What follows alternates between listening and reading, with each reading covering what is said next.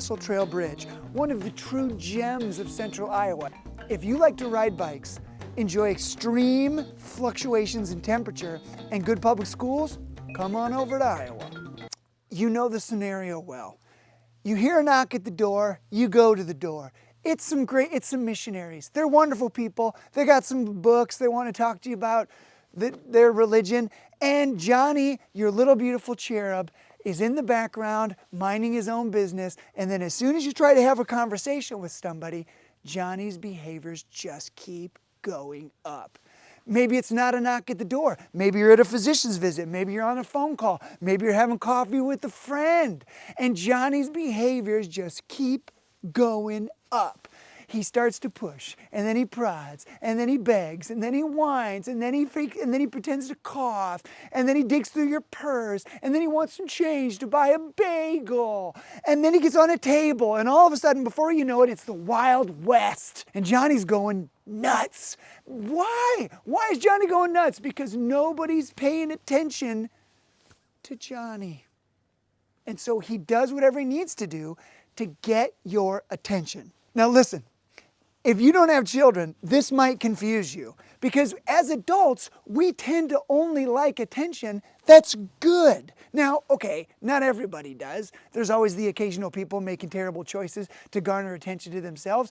But in general, adults don't want to be identified or have attention placed on them for terrible behaviors. But what we need to understand about children is that children don't care.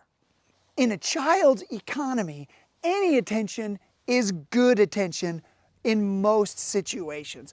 So Johnny doesn't care if you're giving him kudos and praise because he got a gold sticker at preschool or kindergarten, or if you're screaming at him so hard that you blow out a blood vessel in your eye. He doesn't care as long as you're only screaming at him. The first reason why timeouts often don't work is because it's the wrong strategy, because the function of the behavior is not attention seeking. There are other functions of behavior to consider, and I'll link some additional videos about those issues up above. But if you're certain that attention is the primary function of the behavior, the only way to proceed is the absolute tsunami removal of attention.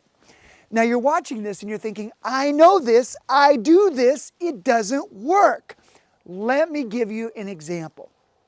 Let's say you and I are having a conversation and you make me super mad. And I say to you, you know what? You need to go to a timeout. I'm going to take you and I'm going to put you in a timeout chair over by the light switch and the garbage can in this room. If you take a child and you put him in a timeout chair in the same room that you are currently residing in and expect to remove attention from that child, what's the child going to do? I'm going to start switching the light switches on and off, and I'm going to dig through the trash can, and I'm going to roll around in my chair, and I'm going to make it go up, and I'm going to make it go down, and I'm going to keep doing this until you have to do what? Turn around to the person and yell at them. Johnny, I told you never do that. Hey, you better not. I work a serious job. I'm a middle manager. Hey, right? We turn and we yell at the child. And what this does is it only puts kerosene on the fire.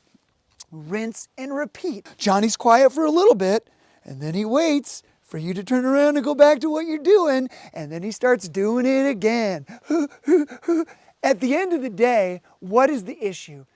The issue is simple. You never actually removed attention from Johnny. This is why timeout in the same room almost never works, because it doesn't allow you to do what's most necessary, which is an absolute tsunami removal of attention for an attention-seeking behavior.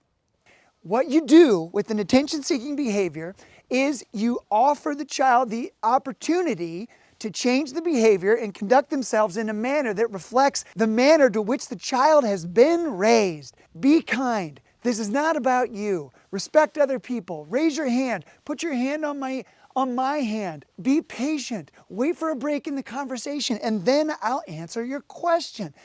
You can give the child the opportunity to return to that standard, which of course, as good parents, you've endeavored to create in their lives, or you give them the opportunity to be removed from the environment and put in a separate place.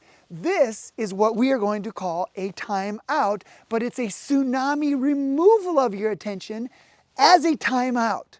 So this means they need to be put in a separate space, okay? Sometimes they need to be out of your view, okay? The door can be closed, the door can be open, it doesn't matter, but they need to be separate and away from you. They need to know that in a timeout, all they get as a reward is a heaping dose of themselves.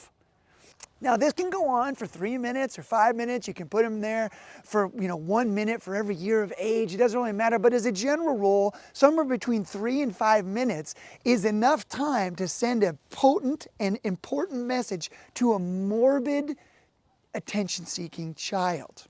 When you put a child into a separate space, a separate room, out of your view, with the door open or closed, it is very important that the child stays there for the duration of the time that you have specified. It's best to set a timer on your watch, okay? Set a little timer for 3 minutes or 5 minutes or whatever it is, and you're thinking, why would I do that? The reason you do that is because the child needs to hear the timer go off and know that you are going to come back to that room and that the standard will be restored. You will invite them back into a relationship with the family that is based on a mutual respect, and that you are not arbitrary on when the timeout is over. You're not making this up as you go. When the timer goes off, you go in, you invite the child back into the environment with a mutual respect. The standard has been restored, all is well. The timer goes off, you go to the room, you say, Johnny, are you done? Johnny takes a shoe, throws it at the door. Is Johnny done? Is Johnny done? The answer is no. Johnny's not done. You say, okay, looks like we need a little more time to think about it. No problem. I got a lot of time on my little dial here. You dial it up 3 minutes, maybe you shut the door, maybe you step away. Every time Johnny comes out, you redirect him back and start the timer over. Johnny needs to know that you are present, you are available, Johnny is safe, but Johnny is not the most important thing in your life until he learns to participate in the family dynamic in a way that demonstrates mutual respect. After another 3 or 4 minutes, the timer goes off, you go in, you offer him the opportunity to transition back to the family. The standard has been restored. Johnny, are you done? He does not throw a shoe. You talk out why maybe he got put into that timeout. Standards restored, you go back to your life, rinse and repeat until Johnny understands that the world is not about him. Johnny, you're great, you're wonderful, okay? But you're not the sun and the moon of this family. You're not. It doesn't matter how much you want our attention. There are better ways to receive it. One additional caveat.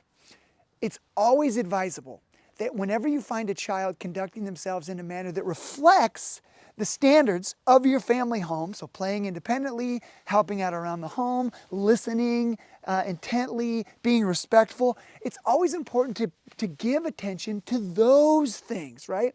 So you're showering your child for attention to underscore that this is the behavior that we're after. It shouldn't always be behavior. It shouldn't always be that you're giving them attention for things you don't want.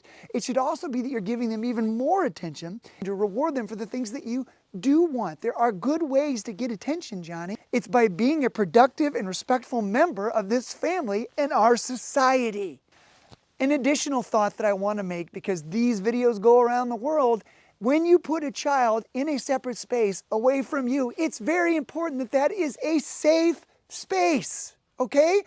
They are maybe in this environment, they're not directly under your supervision, but you know the space that they're in and they know where you are in relationship to them.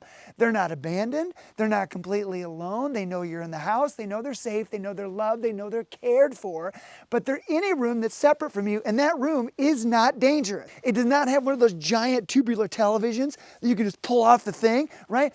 It's not a room filled with knives and swords and boa constrictors. It's not anything like that. It's just a safe space. There's nothing in there they're going to hurt themselves, or there's nothing in there they're going to break and cut themselves.